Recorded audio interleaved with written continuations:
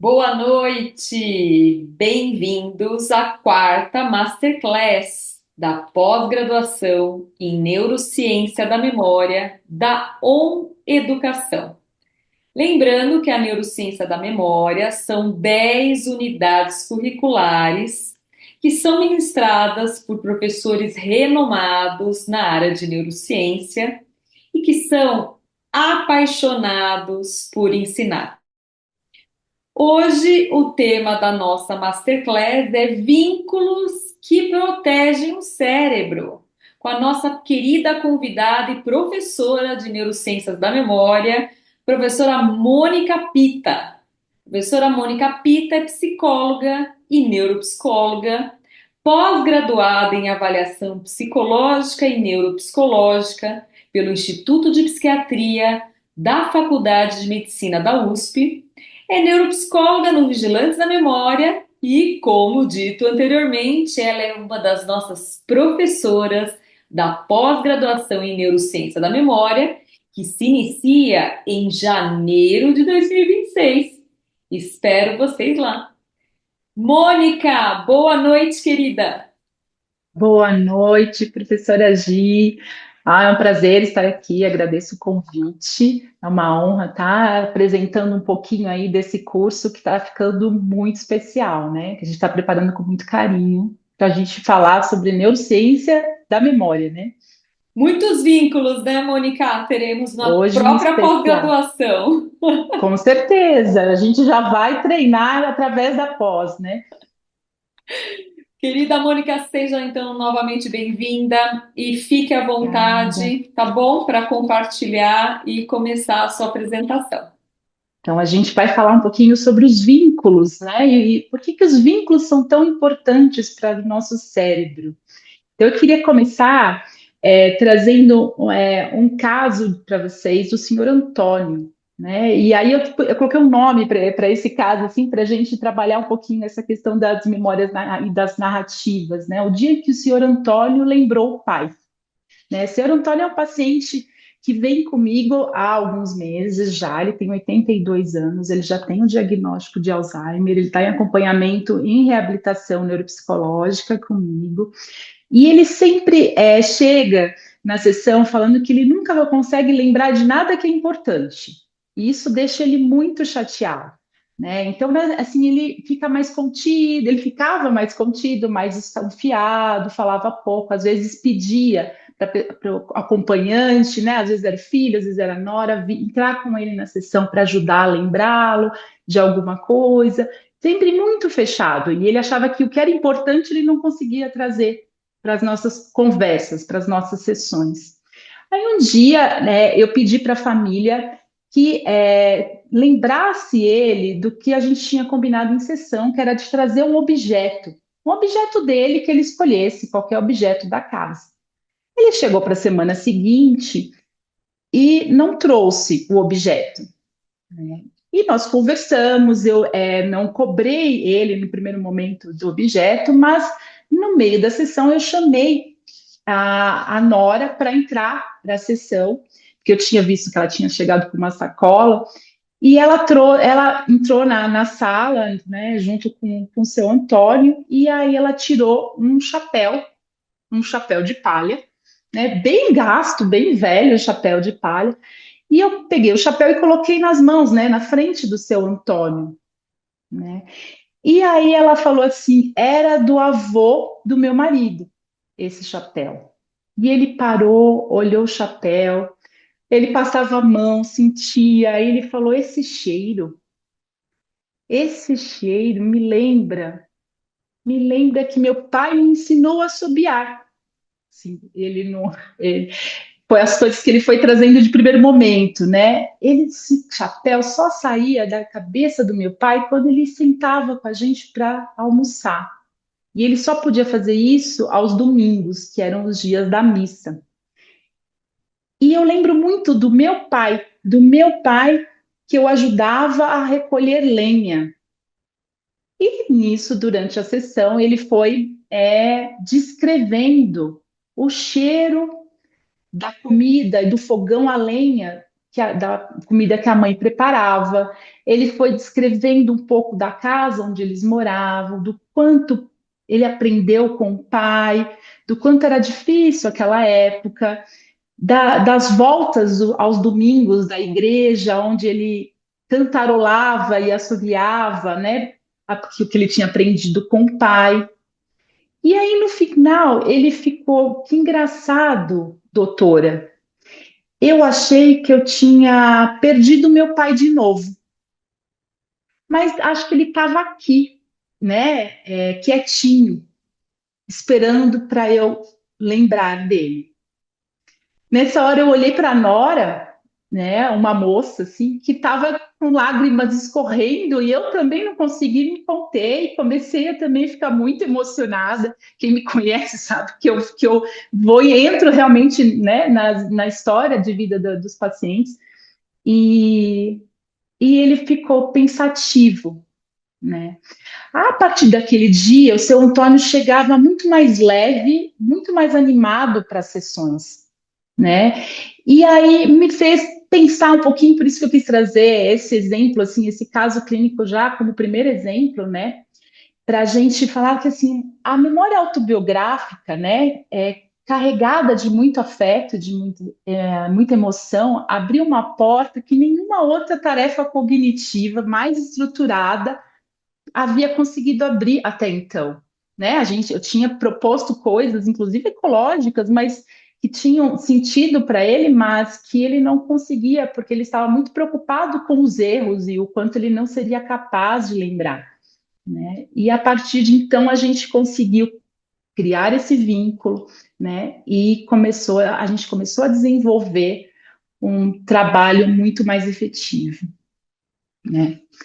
As memórias autobiográficas, né, elas ligadas a vínculos, como vocês puderam aprender um pouquinho no vídeo que a professora Gi colocou, né, elas ativam múltiplas redes cerebrais, né, e que vão ativar as redes emocionais, sensoriais, executivas, né, elas funcionam assim como atalhos, né, que então as memórias, né, as nossas memórias narrativas, aquilo que a gente traz da nossa história, né, elas vão servir para a gente chegar aos circuitos que estão preservados, ter acesso a esses circuitos, né? E também reduz muito a carga de estresse. E a carga de estresse bloqueia a cognição. Então, quando ele não conseguia estar presente na sessão, né? Estar livre para poder ser ele mesmo e poder livremente acessar aí, né, todos esses circuitos que estavam preservados, havia uma carga de estresse muito grande pelo fato dele ter que responder para a doutora o que era esperado, né, por mais que eu tentasse deixá-lo à vontade, né, e aí eu tentei trazer assim em forma de figurinha, né, que essas ilhas de preservação, né, que são esses circuitos que estão preservados, né, é como se fossem pequenas ilhas, né, pelo cérebro, que quando a gente acessa, né, eles vão reorganizar esse estado emocional e facilita o nosso trabalho enquanto reabilitadora, né, facilita o nosso trabalho em reabilitação. Tá?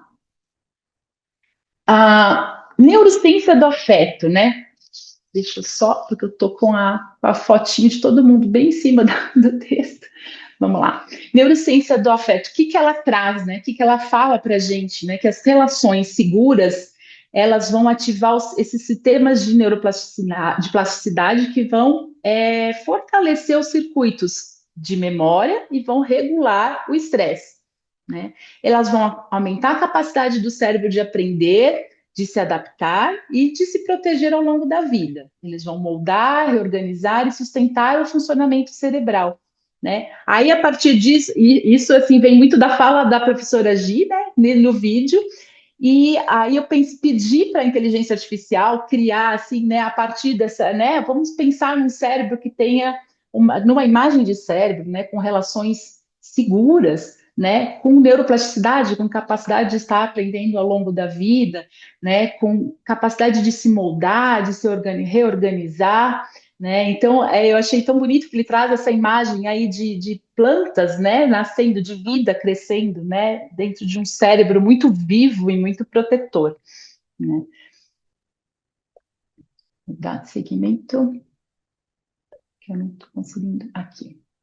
Essa é uma outra historinha que eu queria contar para vocês da Dona Lúcia, né? E eu chamei Lúcia e a foto do domingo, tá? A Dona Lúcia é uma paciente bastante resistente, né? Que ela sempre acha que não vai conseguir responder corretamente e ela fica muito preocupada, muito ansiosa, o que atrapalha ela assim nas sessões. Ela tem 78 anos, um comprometimento cognitivo leve, né? Ela foi professora de literatura, então ela é bastante eloquente, ela fala muito bem, só que ela vem perdendo as palavras, ela vem tendo dificuldade, né, de trazer informações sobre fatos recentes, né? Então ela fala que a memória dela está sumindo. Ela fala assim, nada fica. Exatamente essa expressão que ela usa, nada fica, né?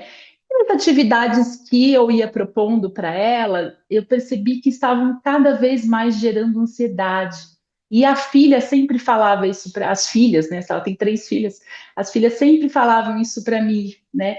O quanto ela saía frustrada por não estar conseguindo fazer as atividades assim que eu propunha, o quanto ela ficava comprometida em trazer a pastinha com as atividades de volta, mas ela acabava esquecendo, inclusive, ou de trazer ou onde tinha colocado a pastinha, ela chegou já a esquecer na recepção a pastinha, então era sempre muito difícil, né? Ela reter as informações, né? E ela se culpava muito por isso, né? Pelo que ela chamava de erro, que ela chama de erro, né? Num dia, eu pedi para a família, a gente sempre tem muito contato com a família, né? Eu falo que é quase como um tripé a reabilitação, né? E a gente é a parte clínica com a família e o paciente, né? A gente nunca trabalha sozinho, né?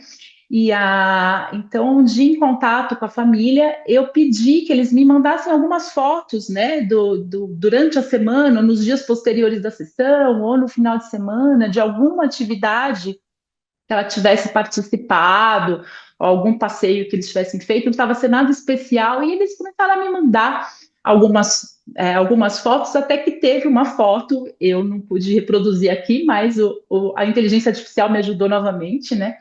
E aí eu reproduzi aí num desenho que ficou muito fofo, né? Que é da Dona Lúcia e 4, né? 4, eram 3 netos. A Dona Lúcia tem 3 netos. Aí seu chat não me obedeceu muito bem, mas assim. E ela depois do almoço de domingo, ela com aqueles copos e ela estava tentando se organizar para poder tirar quem vai lavar a louça, quem vai tirar, e os netos brincando, ela ensinou eles a brincarem de escravos de Jó, com os copos lá que estavam, né? Enquanto as filhas já levantaram para começar a arrumar, sobraram acho que os copos, e aí ela ensinou. E eu mostrei para ela, coloquei na tela do computador para que ficasse grande o suficiente, né, para os detalhes assim. E o semblante dela mudou na hora que ela viu a foto, né? E ela me contou quanto ela deu risada naquele almoço e quanto ela não ria há tanto tempo, né? E que o contato com os netos, assim, e poder ensinar algo para os netos e os netos se divertirem, né? Apesar de, como ela falava, que eles eram quase adolescentes, pré-adolescentes, mais mal-humorados, mas como foi especial aquele momento, né? Então, essa lembrança afetiva, né, fez com que ela conseguisse se abrir para recuperar, assim, alguns detalhes, ela conseguiu me contar o que ela tinha preparado de diferente no almoço, que era uma salada com abacate salgado, e que todo mundo sempre pede para ela fazer, e ela me deu uma aula dos abacates, por que o abacate na verdade é salgado e não é doce, mas que no Brasil a gente come abacate doce, e o quanto é importante o abacate, então, e uma fluidez que assim não aparecia em nenhuma tarefa dita formal em sessão, né? E ela percebeu isso, o quanto ela estava conseguindo falar sem gaguejar, como ela contava, sem insegurança, sem medo, né? Então acho que a partir dessa sessão eu fui percebendo, né, com a Dona Lúcia, que assim essas âncoras, né, de vínculo, né, essas é, esses detalhes aí, né, que tem a ver com o afeto e com a memória, assim, dela, com a memória afetiva dela, ganhar, tinham ganhos muito objetivos, assim, porque a gente conseguiu reduzir a ansiedade em sessão, né, e ela conseguia reproduzir isso depois, durante a semana, né, a gente conseguiu com que a atenção dela ficasse mais sustentada durante a sessão, que a gente conseguia com que ela estivesse mais presente. O discurso dela ficou muito mais organizado, então ela se sentiu capaz, como ela não sentia há tanto tempo, né, de conseguir contar uma história, contar algo que aconteceu, e ela passou a evocar melhor as memórias, assim, né, e todas as coisas que tinham acontecido num prazo um pouquinho mais curto. E ela foi percebendo, e hoje quase toda a sessão ela traz para mim assim, como eu estou mais segura, eu não gaguejo mais, né? E a alegria e a felicidade com que ela traz, né? Isso, e realmente, e quando ela não lembra de alguma coisa, a gente juntas, né, tenta, por estratégias, claro, assim, né, inclusive com dicas, assim, né, e ela entende que agora ela pode, né, o cérebro dela é capaz, ela tem uma expressão bacana que ela fala que quando o coração dela tá quente, né, e eu acho bacana isso, né, que ela fala assim que o cérebro dela funciona melhor quando o coração dela tá quentinho, e é sobre isso, né, é exatamente sobre isso que a gente quer trazer, né, aqui sobre uma aula falando sobre vínculos, né. Ah, eu trouxe a frase aqui, eu tinha até esquecido que eu tinha colocado a frase. Agora eu consigo, eu acho que o meu cérebro lembra melhor quando o meu coração está quieto, né? E isso é maravilhoso, né? E ela traz, assim, acho que isso já faz uns 2 ou 3 meses que aconteceu essas, né, a questão da foto e dela se sentir mais segura, e ela sempre está falando isso, né? Contou para o médico que a acompanha, né? O médico me contou que ela tinha trazido esse relato, né? O quanto ela estava conseguindo se sentir mais viva e capaz, né? Então, eu queria trazer um pouquinho, né, rapidamente, né, que a gente tem isso bastante, né, nas mídias e nos livros e nos reports aí, né, mas eu queria falar um pouquinho, né, da a prevenção do declínio cognitivo, né, e das doenças neurodegenerativas. A gente considera, claro, que a estimulação cognitiva é muito importante. A gente aprendeu muito na última aula com a professora Letícia, que está aqui presente, né? E assistindo a aula com a gente. E a gente aprendeu muito sobre a importância desse trabalho, né? Mas assim, que a gente entende? Que o cérebro não vive também somente de estímulos. Então a gente tem que também garantir com os nossos pacientes, né, que eles tenham cumpridos, assim, né? Eu sempre falo que são mais ou menos 6 quesitos, né? E aí eu dividi um pouquinho, né? Eu sempre falo assim, a gente tem que seguir, garantir que a gente está se alimentando bem, fazendo atividade física, dormindo bem, gerenciando estresse, está tendo estímulo cognitivo e está tendo interação social, né? Então ele vai precisar do oxigênio. O cérebro precisa dos nutrientes, precisa de um sono adequado. E ele vai precisar também dos vínculos e do propósito.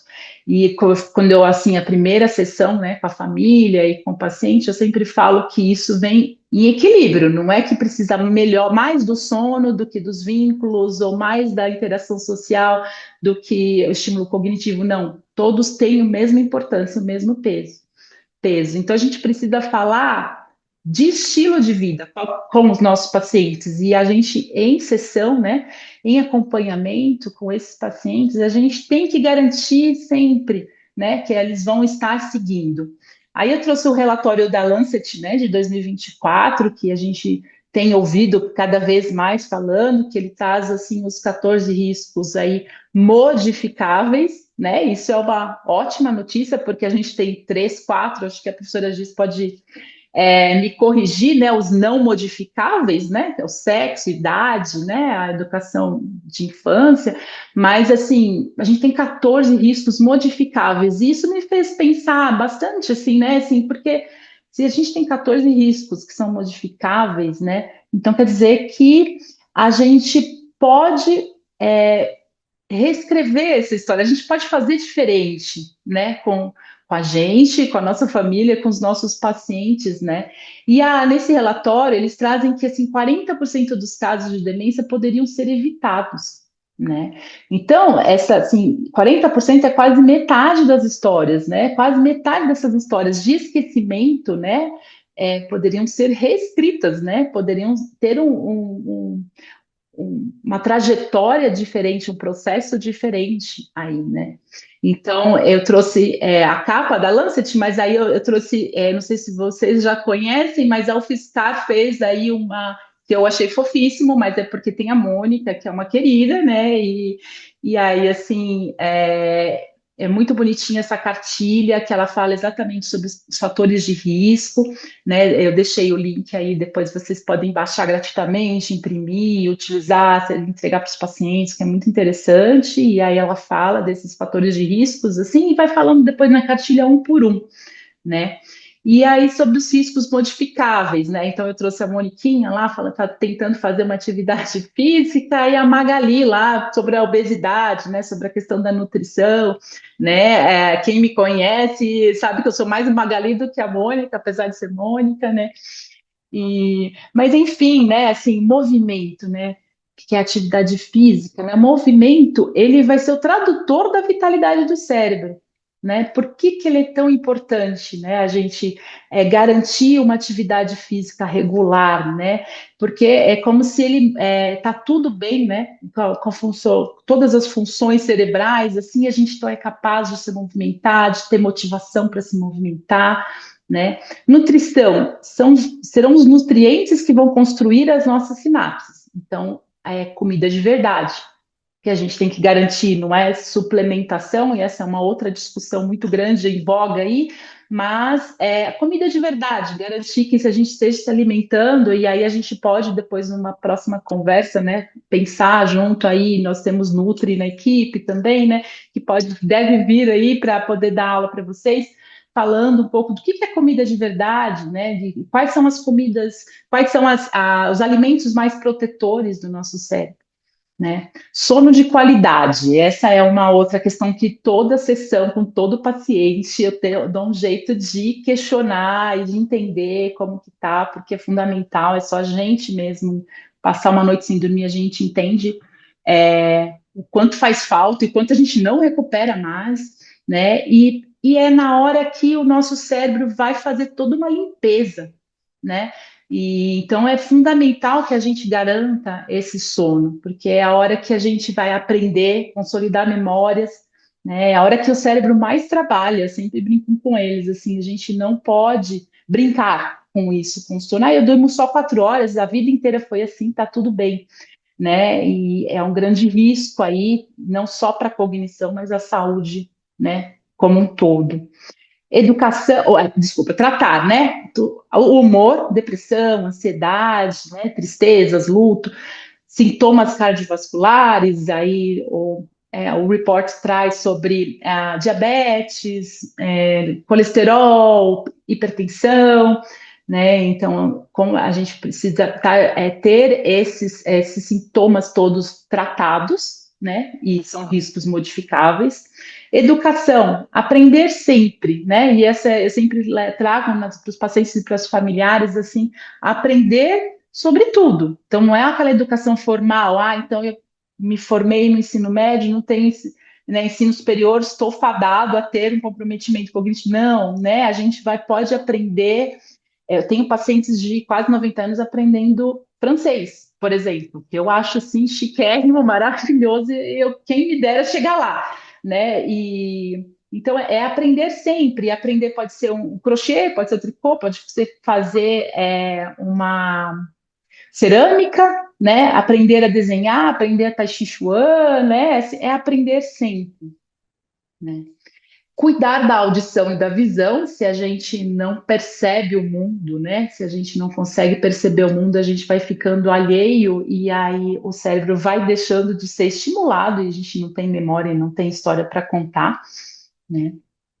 E mais negligenciado dos fatores, né, modificáveis, que é o assunto da nossa aula, né, que são os vínculos reais, né?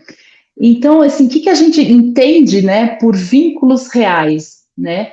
Então, a gente, eu trouxe aí, tá até aí junto, netoterapia, que eu aprendi aí essa expressão com a professora Letícia, eu adoro reproduzir, assim, eu falo sempre, né, assim, nossa, é importante que eles tenham contatos com os netos, né, que os netos frequentem a casa, vamos fazer um equilíbrio aí, assim, um dia vai um, outro dia vai outro, né, vamos fazer um passeio, então, assim, vamos mandar uma mensagem, fazer uma ligação por vídeo, né, então, como que a gente faz eles estarem mais presentes? E isso a gente estende, né, para os filhos e para os agregados e para irmãos e sobrinhos, para quem a gente conseguir aí trazer aí para próximo do nosso paciente, porque a solidão ela vai ser muito tóxica, né? Não vai só gerar depressão, tristeza,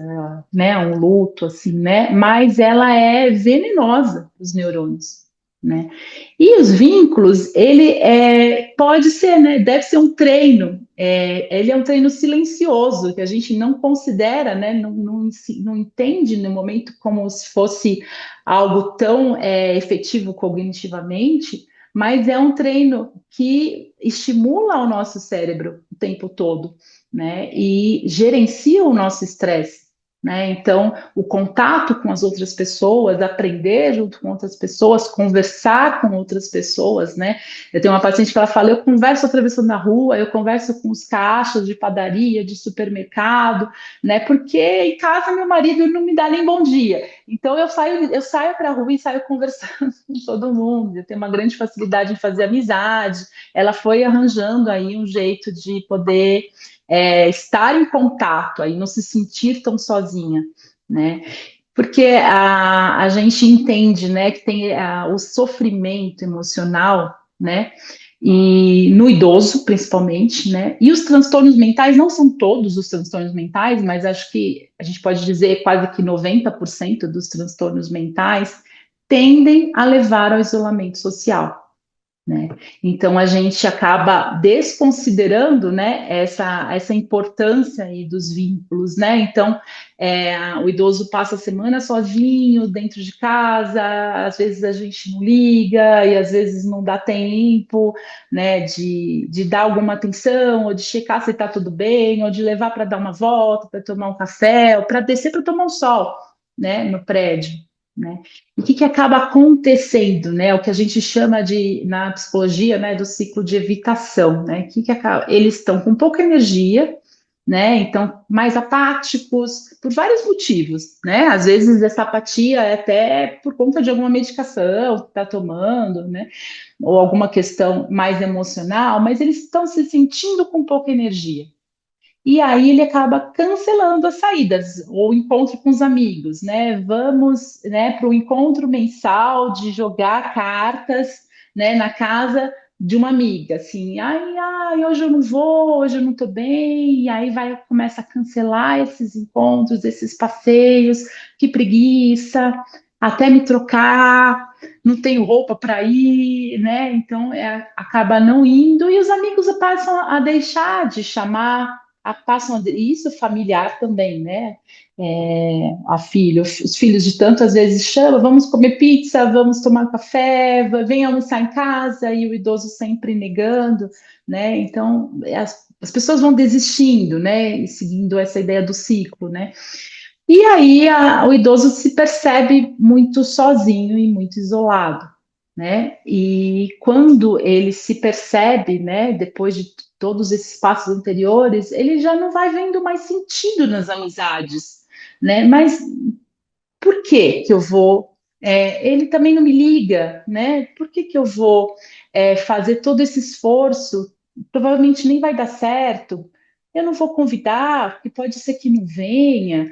né? E aí ele vai se sentindo cada vez mais solitário, vai sentindo solidão e vai se fechando cada vez mais.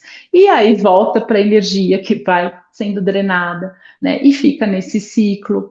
E o quanto isso é muito tóxico e muito venenoso para o cérebro, e quanto isso acaba transformando em quadros aí de humor mais deprimido e alterando, lógico, o funcionamento todo cognitivo, né?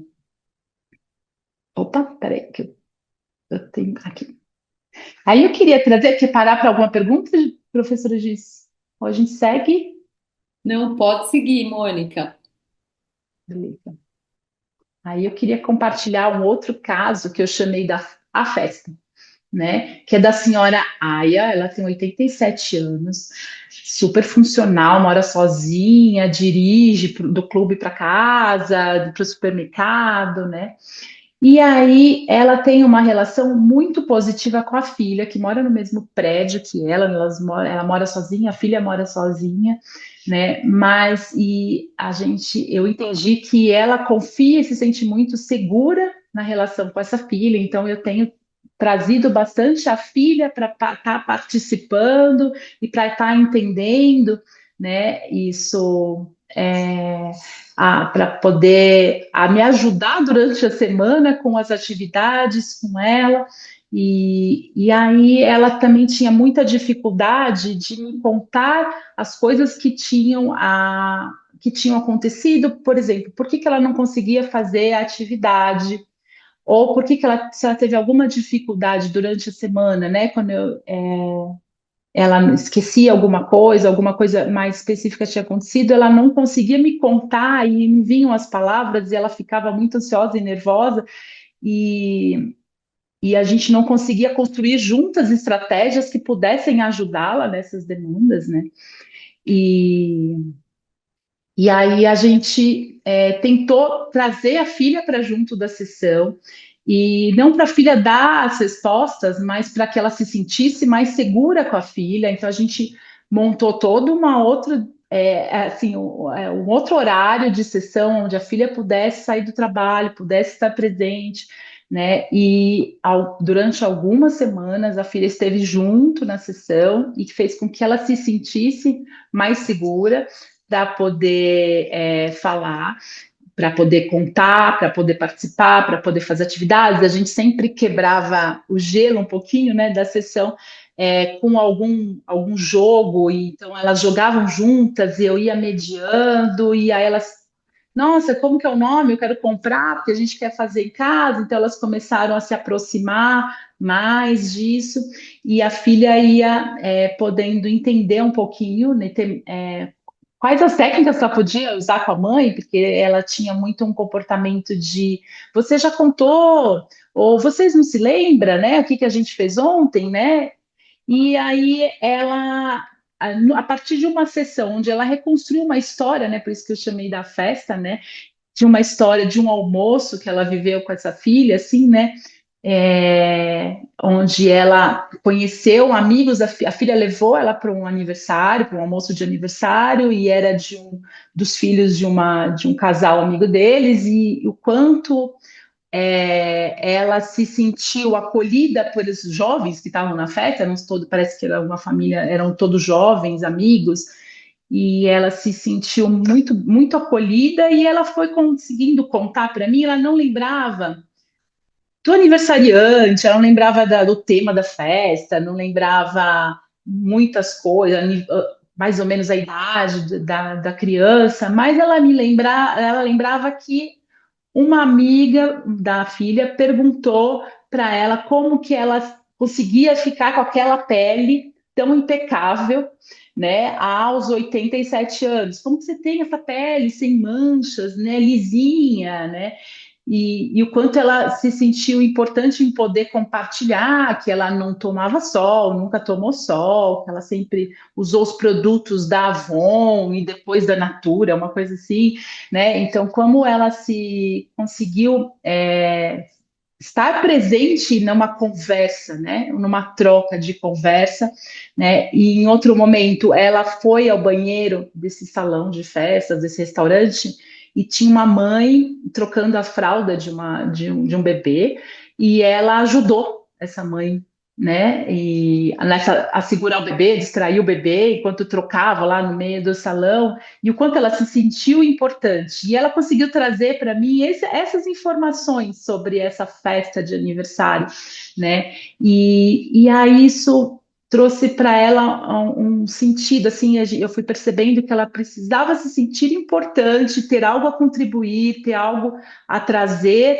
né, que as pessoas se interessassem nela, né, o quanto ela precisava mostrar que também ela era capaz de trazer alguma informação, que ela não era esquecida, né, que ela também tinha a contribuir.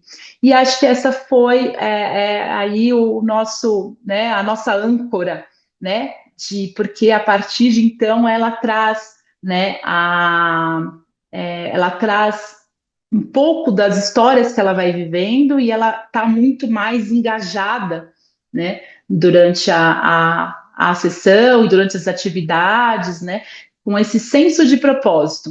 E aí depois de um tempo, ela começou a participar como voluntária na igreja onde ela frequenta, né? E contando histórias para a criança, né? Era uma ideia que ninguém nunca teve, nem ela, a partir dessa festa onde ela se sentiu importante, né? E ela se sentiu capaz de poder contribuir com alguma coisa, ela se autorizou e se sentiu, né? Podendo ser capaz aí de oferecer alguma coisa. E aí, lógico que não foi logo em seguida, mas foi um processo, mas ela foi e participa ativamente com ideias e está lá aos domingos na escolinha dominical, contando histórias para crianças, né? E aí o que eu queria discutir um pouquinho com vocês, né, o quanto que o afeto melhora o desempenho cognitivo, e isso a gente percebe de forma empírica no dia a dia da clínica, né?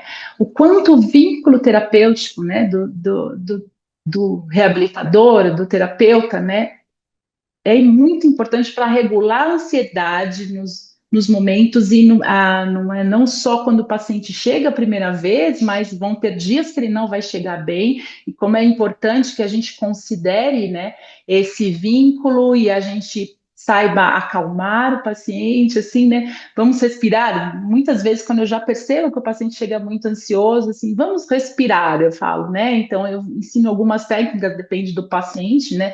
Mas de respiração, onde possa estar mais presente, né? E eu tenho um paciente que, por conta da ansiedade, ele tem parkinsonismo e ele chega, assim, é muito difícil até para ele falar, e ele não tem questões cognitivas, assim, então, é, é, assim, ele tem um funcionamento cognitivo muito bom, ele não tem questões de memória, mas a ansiedade favorece aí os sintomas, né, os tremores e os sintomas do parkinsonismo, e ele não consegue falar, e a gente conseguiu com que ele estivesse mais presente a partir da respiração, né, e a gente precisou juntos entender aí que a gente precisava respirar, e aí ele se acalma, e ele consegue entrar na sessão. Então são 3, 5 minutos aí de início de sessão, que isso vai depender aí desse vínculo terapêutico que a gente forma. Às vezes não é, que eu quis trazer, né, o caso da filha entrando na sessão, né, às vezes não é somente a gente, o paciente, ou o terapeuta e o paciente, às vezes a gente tem que trazer o cuidador dentro da sessão, não só no finalzinho da sessão, né, e às vezes por um bom tempo, né, e para que o paciente fique seguro, né, aí um pouquinho sobre as emoções positivas, né? O quanto facilita a neuroplasticidade, então, quanto a gente trazer essas memórias autobiográficas, né? Essas memórias de eventos aí positivos, ou até a gente conseguir olhar para uma diversidade, porque às vezes não é sempre tudo lindo e maravilhoso, nós somos 100% felizes o tempo todo, né? E eles também não. Então, assim, mas quanto às vezes um momento de adversidade, a gente possa aí transformar isso, né? Ter resiliência e treinar essa resiliência, né? Pensando na neuroplasticidade, pensando numa evolução aí positiva, cognitiva, e no tratamento um pouco mais formal.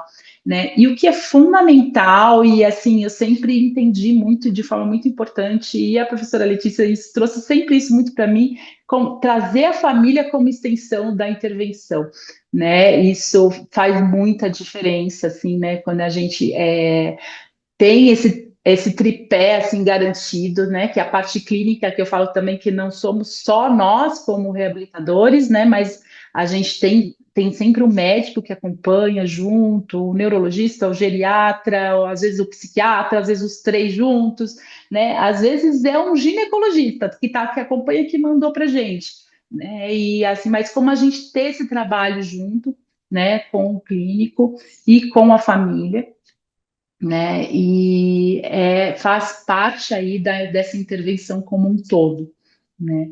E assim, uma observação assim é que essa questão também da extensão da intervenção que eu percebo também bastante, às vezes também tem um viés aí, né? Que são coisas que são trocadas em sessão que a gente que é pedido para a gente que não passe para a família, que não passe para o clínico, e aí a gente também tem que ter um jogo de cintura aí, o quanto a gente vai lidar com isso e negociar com isso com o paciente, né? Mas garantindo sempre para ele que a transparência, né? O respeito, a consideração, né? Porque o vínculo terapêutico eles têm que confiar e se sentir seguro e treinar a treinar essa abordagem, né, dos vínculos e das relações com a gente, né? A gente vai começar a ensinar, porque eles estão nas nossas mãos naquele momento, né? Então eles começam a treinar a partir da gente, né? E aí, para finalizar, eu trouxe mais um caso assim que eu chamei da Carioca em São Paulo, que é uma graça. E assim, vocês podem ir lendo aí, assim, ela autorizou, tá? Que eu publicasse. Ela escreveu um samba, né? E a gente ainda não fez a melodia, não sei se a gente ainda vai fazer a melodia, não tenho habilidade nenhuma com isso, mas assim, é uma senhora com comprometimento cognitivo, com mais questões relacionadas à memória, né? E ela não chega a ter uma nosognosia, mas ela não percebe, né, as dificuldades. Para ela tá tudo bem, né? Mas o geriatra encaminhou, porque no MOCA deu alteração, né? E a filha percebe, né? E tanto que a filha traz ela do Rio de Janeiro para morar em São Paulo, porque ela estava sozinha lá no Rio de Janeiro, para morar perto da filha, perto da neta. O outro filho voltou de outra cidade para morar também mais perto, a família está um pouco mais perto para poder acompanhar, ela é viúva há pouco tempo, né? E assim, ela consegue, ela é bastante disciplinada, então ela segue, né? Ela entrou na academia, está fazendo atividade física, né? Ela caminha bastante, ela mora perto da Paulista, resolveu descobrir tudo que tem por aqui, então ela faz tudo a pé, vem para a sessão a pé. E ela sente muito falta do samba, né? Ela trabalhava numa clínica de fisioterapia lá no Rio de Janeiro, no bairro, eu preciso lembrar o bairro que eu trabalhei na semana passada, o bairro com ela, mas eu acho que era Tijuca, e aí ela ia para Botafogo na clínica. É algo assim, me corrijam se não for tão perto, mas é um bairro bem do lado. E ela, depois, toda quinta-feira, depois do trabalho, ela e as amigas, o pessoal da clínica, ia para o samba, né? Então era um momento onde ela tinha uma interação social muito positiva, fazendo alguma coisa que ela gosta muito, né? A mãe dela era cantora, né? Vinda da Bahia, e quando chegou em São Paulo, no Rio de Janeiro, e ficou grávida e teve que arranjar outros trabalhos, mas sempre a música foi sempre muito presente, né? E a gente vem desenvolvendo, né, todo esse trabalho cognitivo em volta da questão do samba, né? Então ela me ensinou onde começou o samba, o que é o morro, né? O que é Mangueira, Cartola, que ela foi a primeira escola de samba melhor organizada, que foi a tradição. Ó, já estou compartilhando com vocês o que eu aprendi, né? E contou um pouco aí, nós ouvimos juntas algumas músicas, né? E aí eu propus para ela que ela pudesse trazer algumas palavras, né? E de um samba. E eu me imaginei quando ela trouxe para mim o caderno, né, com um samba escrito, né? E aí eu falei, eu preciso levar porque isso é muito, tá muito bonito. Eu mandei para o médico, eu mandei para a filha, ficou todo mundo muito emocionado, assim, né?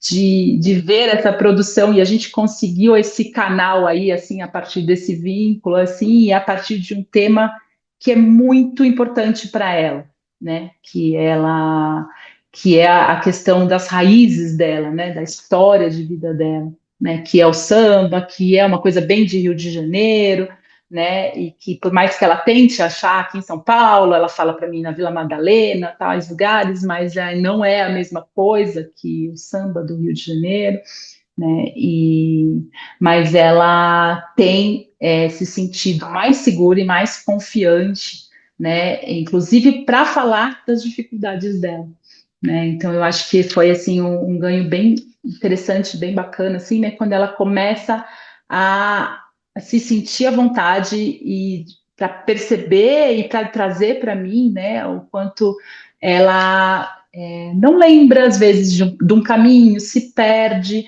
né? Ou esquece de um compromisso, né? E esquece de tomar um remédio. Então algumas coisas que ela traz para mim que estava tudo bem antes, né? E que agora ela não é um problema, ela vê como não é um problema, mas como algo que ela pode superar utilizando outras estratégias, e a gente vem trabalhando isso junto com o Sam, né? Então, eu acho que esse é um exemplo aí, assim, que eu queria trazer, bem quentinho, acabou de acontecer, né? Desse caso, e para a gente ficar com essa ideia, né, do quanto é importante, né, a gente compreender o paciente e a gente exercitar em sessão isso tudo que a gente está falando, né, não só dos riscos aí, né, que são modificáveis, mas também eles, né, mas principalmente sobre as relações, sobre a interação, né, e assim, a gente tem que praticar isso já em sessão com o paciente para que ele possa aí depois levar isso para o dia a dia dele, para os outros 6 dias da semana, né. Diz alguma pergunta mais específica? Mônica, eu queria fazer alguns comentários, né, que você, assim, lindamente, emotivamente, né, nos trouxe aí com as narrativas das histórias das pessoas, né, pessoas idosas, né, que eu gosto disso, né, porque essa mudança aí que a gerontologia empregou, né, que são pessoas, né, e são Uhum, pessoas que você está demonstrando para além das doenças, né, então são uhum, pessoas que se a gente souber ouvir, né, ouvi-las na potencialidade delas, né, é o como uhum, você realmente modifica, né, essas histórias como você está trazendo, né, que é muito o que a gente discute, né, aqui no Vigilantes da Memória, né, em equipe, que é a questão dessa reabilitação neuropsicológica holística, né, que nós estamos falando, né? Então, é a uhum, gente entender para além da doença, né, entender justamente quando você traz a sua paciente, né, e o quanto ela se vê protagonista, né, de uma situação onde falam da pele dela, né? Ou uhum, seja, olham para ela e veem aquilo que ela ainda consegue, que ela faz, né? Que ela isso, tem essa uhum, potência, né? Então, o quanto a gente precisa valorizar, né, Mônica, o que você está dizendo aí quando a gente está trabalhando em reabilitação, né?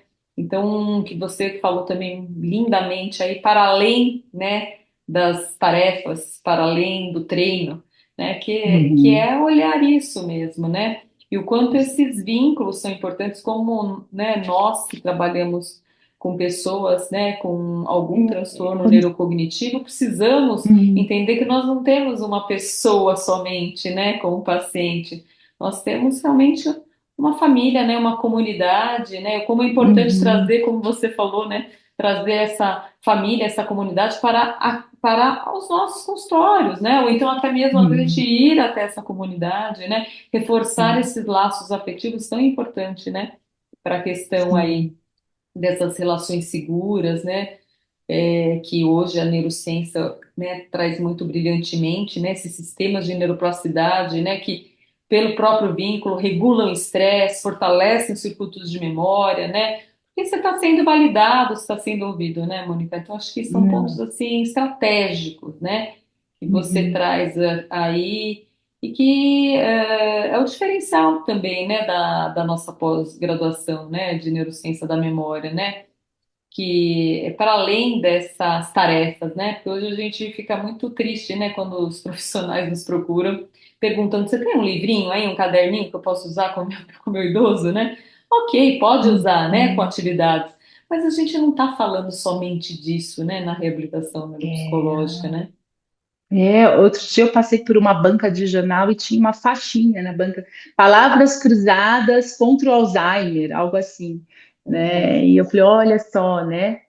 Então é para além disso, né? Assim, é tão mais amplo, né? Vamos fazer também, sim, mas vamos garantir todas essas outras coisas, né?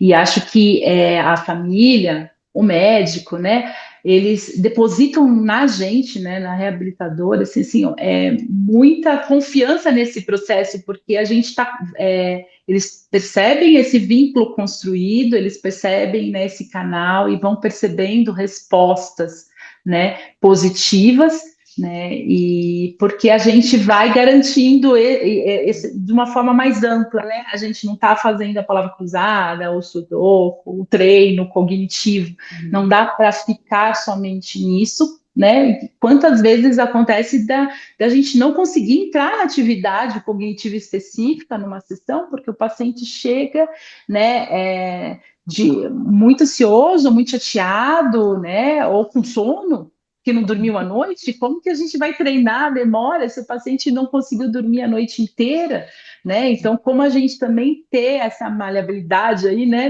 numa sessão e de não insistir nisso, mas aproveitar, né? Inclusive para mostrar para ele assim o que faz, por exemplo, a falta do sono, né? Então é muito interessante também quando você traz sobre as potencialidades, né, Giz, porque ela às vezes a gente vê, né, vem o neuropsicológico e assim sugestões, né, encaminho para a reabilitação, né, com foco nas potencialidades, né. E aí assim eu já em supervisão já me perguntaram assim, né, nossa, mas que é, né? Eu tenho que entender qual que é a carreira dele, então, assim, um estatístico, então eu tenho que fortalecer toda a carreira dele, como que era um bancário, né? Era um Uhum. economista do Banco Central, assim, como que eu vou Uhum. entender? Eu falei, não, não, vamos entender então sobre o que a gente está pedindo, né? No neuropsicológico, quando a gente fala de reforçar as potencialidades do paciente, né? O que está preservado no paciente, né? Não o que está faltando, para eles até Isso, saírem, tirarem essa frase, né? Que eles chegam sempre, né? isso. Muito assim, eu não lembro mais nada, eu não lembro mais o nome de, não vou lembrar, eu não vou conseguir contar, né? Se sente inseguro, né? E até para chegar e depois falar assim, nossa, mas aqui eu consigo, né? Aqui eu Uhum. consigo falar, aqui eu consigo falar uma frase inteira, Isso. né? Aqui eu consigo respirar, né? Então a gente tem assim, são 50 minutos, mas são 50 minutos preciosos assim que a gente tem que Uhum. aproveitar do primeiro ao último assim, porque dá para fazer muita coisa, Isso. né? Pô, seria ótimo se pudesse fazer mais, se a gente tivesse 3 sessões na semana, mas 50 minutos são muito bons se a gente conseguir, né?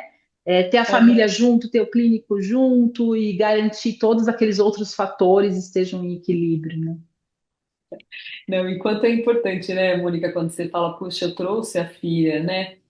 Porque as falas, né, de quem convive com as pessoas, né, que tem transtornos neurocognitivos, né, é muito disso, né, também são angustiantes, né, porque como você não lembra, né, igual você falou, né, mas como? É aquele nome, né, É, e aí o quanto é uma relação mesmo, né, conflituosa, angustiante, porque o paciente já está se percebendo, né, numa situação desfavorável e ainda tem alguém lá para cutucar a ferida. reforçar o erro, né?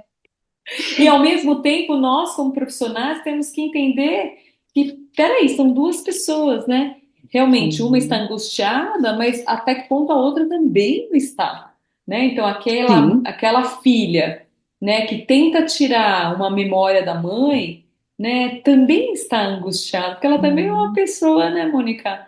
E o quanto E o é, nosso trabalho, novamente, né, vai para além das atividades, porque é uma escuta, né? E é é uma uma escuta. escuta que é uma escuta individual com o paciente, mas uma escuta coletiva, né? Que é uma escuta Porque a da gente tem que família. considerar o todo. É uma escuta do todo, a responsabilidade é com o todo, né? Mesmo porque se a gente foca só no paciente, não adere, o paciente não fica, né? A gente pode dar Exatamente. assim a apostila mais brilhante que seja de sudokus e palavras cruzadas e Isso. afins, assim, o paciente não vai ficar. Então, é a escuta e essa palavra acho que tem que vir junto, né, com as terapias, né? Assim, o quanto é importante a gente ter essa disposição, né, de escutar, né, e estar junto na dor. E também quando você falou, eu fui pensando numa cena, né? Então, assim, é a paciente angustiada, a filha angustiada, você, quanto profissional, não também ficar angustiado nesse momento, que é comum também, né? A gente entrar aí nesse ciclo, né? Então, como a gente conseguir, né, ter essa escuta aí mais qualificada, que é por isso que a gente está nessa função, né? E poder entender o que está sendo dito e o que não está sendo dito naquele momento, né? E aí a gente poder acolher, né? Poder Isso. acolher os pedidos aí, né? E muitas vezes são pedidos desesperados, né? E como a gente conseguir parar e estar presente, né? Por isso que eu brinco, né? Eu choro junto, eu vibro junto, eu curto junto, assim, né? Porque assim, eu penso neles durante a semana, nossa, ele ia gostar de ver isso, e aí eu falo assim, anota mentalmente para contar na sessão, né? E porque a gente vai vivendo junto, né? Durante a sessão são 50 minutos que vale assim muito tempo e eles assim, não é fácil para eles estarem aqui, né? No consultório com a gente também, com a pastinha não tô com nenhuma perto assim, mas vigilantes da memória, né? Assim, eu tenho um paciente que ele vende táxi, né? Porque ele desistiu de dirigir em São Paulo. Então ele e a esposa de táxi. Ele é relativamente jovem, 60 e poucos anos, assim, mas ele vem de táxi com a pasta, vigilante da memória. E outro dia ele ouviu uma gracinha do motorista do táxi. Você precisa disso aí? Quantos anos você tem? Ah, eu tenho mais que você, mas eu tô bem, né? Ele falou assim: eu tô ótimo. E aí ele se dispôs por ele me contou isso, né? E chateado, e aí eu falei, vou esperar para ver como ele vai solucionar isso, né? E nas Uhum. próximas sessões ele foi me contando a novela seguinte, Uhum. que ele se dispôs a educar o paciente, o motorista, o quanto é Motorista. importante para o motorista se cuidar, porque realmente ele não é tão Isso, bom assim, porque ele se perdeu isso. naquele dia, né? Porque ele não faz atividade física, ele tá com uma barriga saliente. Então ele foi transferindo, assim, conseguindo ele contar para o motorista, né? E assumir, sustentar isso, assim, né? Eu tô aqui, tô me dispondo. Então também não é fácil para eles É, estarem é. aqui. Não, e o quanto ele foi, ele fez uma psicoeducação com esse motorista, né? Pois é, maravilhoso, né? Maravilhoso, né? Eu estava sofrendo um bullying do motorista, Isso, né? isso, Mas porque tá, é conseguiu um aí sair por preconceito, cima. né, Mônica? Exatamente isso, né? É o quanto a gente tem que trabalhar muito, né? Eu falo, você imagina, já existe um preconceito quanto à pessoa idosa, né? Já tem um idadismo, etarismo. Ainda se imagina uma pessoa idosa com uma queixa de memória, né? Então a gente, o tempo todo a gente tem que realmente psicoeducar, né, os demais e psicoeducar a nossa sociedade, né, para ver o envelhecimento como um momento da vida, né, com todas as suas fragilidades e potencialidades, que é o que é a vida inteira, né? Nós somos assim a vida inteira, né? Exato. E eu falo assim, a Temos gente vai fragilidades e envelhecer potencialidades. o tempo todo, né? E só envelhece quem tem sorte, né? Exatamente, né? Quem faz a E, tarefa certinha, mas quem tem sorte, né? exatamente. E assim, né, é muito, muito para mim empolgante, né, tá com essa equipe, né, da pós-graduação em neurociência da memória, né, é uma equipe assim totalmente, né, dedicada a trazer os estudos científicos, né, vamos relembrar que até então, antes de 2000, o cérebro não era maleável, né, aí descobriu-se que o cérebro é maleável, né? Que é capaz de fazer novas conexões, né? Então, Conexão. você imagina, foi há pouco, né? Ó, 25 Outro anos. dia, Esse outro uhum, dia. Agora, uhum, né, em 2022, né, quanto a gente já aprendeu na neurociência do afeto, né, que até então era sim, negligenciada, né, você tinha que trabalhar com o pensamento, mas não se uhum, achava os afetos como algum recurso. Então, o quanto nós estamos aprendendo aí, ó, num curto espaço de tempo, ó, em 25 anos, né, e o quanto a nossa equipe, né, dedicada, né, a trazer esses estudos científicos, a colocar esses estudos científicos aí na prática, né? E principalmente isso, né, que nós estamos falando de hoje, né? O professor não ter somente a questão da cognição, né, trazer os conhecimentos, né, mas o quanto nós precisamos e vamos, né, é um compromisso aqui que nós professores fazemos, de ensinar essa questão do afeto e dos vínculos, né, seja nas nossas aulas, uhum, seja como passar isso para os nossos pacientes e familiares, né? uhum. Mônica, Fazendo, então, né? exatamente. Fazendo, Então, fazendo junto. olha, eu só tenho a agradecer você, né? Prazer. A Jéssica, que deu a primeira masterclass, a Letícia Mota, que segunda. Vocês, assim, aulas excelentes. Só tô vendo aqui no chat, né? Parabenizando você, parabenizando a sua aula, né? Então, muito Obrigada. obrigado por fazer parte aí da equipe do Vigilantes da Memória, fazer parte da nossa equipe de neurociência da memória e aproveitando, né, Mônica, quem não se inscreveu na nossa pós-graduação ainda há tempo, né? Porque a pós-graduação Uhum. se inicia em janeiro de 2026. São 10 unidades curriculares com professores, como vocês estão percebendo, excelentes, experts em suas áreas e extremamente, né, Mônica, afetivos. Afinal, a gente Com acredita certeza. nessa tal da neurociência do afeto. Gente, E a gente. então, quero deixar você, Mônica, para as suas últimas palavras aí, para quem não está nos vendo, e para Hum. após encerrar.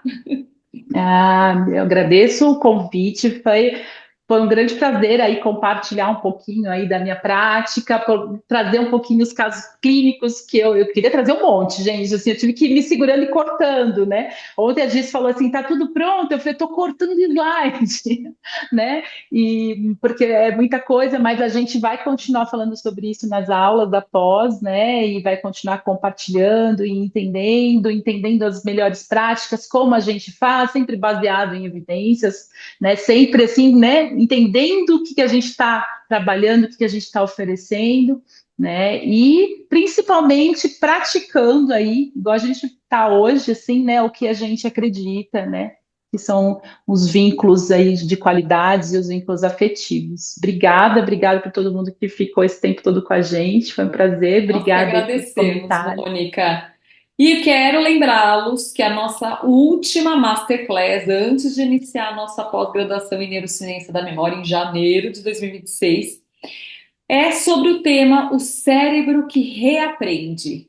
Lições de artistas, famílias e recomeços após traumatismo crânioencefálico e acidente vascular cerebral, com também a nossa querida, né, Mônica Paula Gouveia, também psicóloga e Olha só. neuropsicóloga, que vai nos agraciar com essa última masterclass do ano. Gente, Que então, honra, equipe de peso. de peso, Mônica. De peso. Querida, um beijo grande e um Obrigada, beijo a Gi. todos que ficaram Obrigada a todo até o mundo. último minutinho com a nós. Não percam a quinta masterclass. Abraço!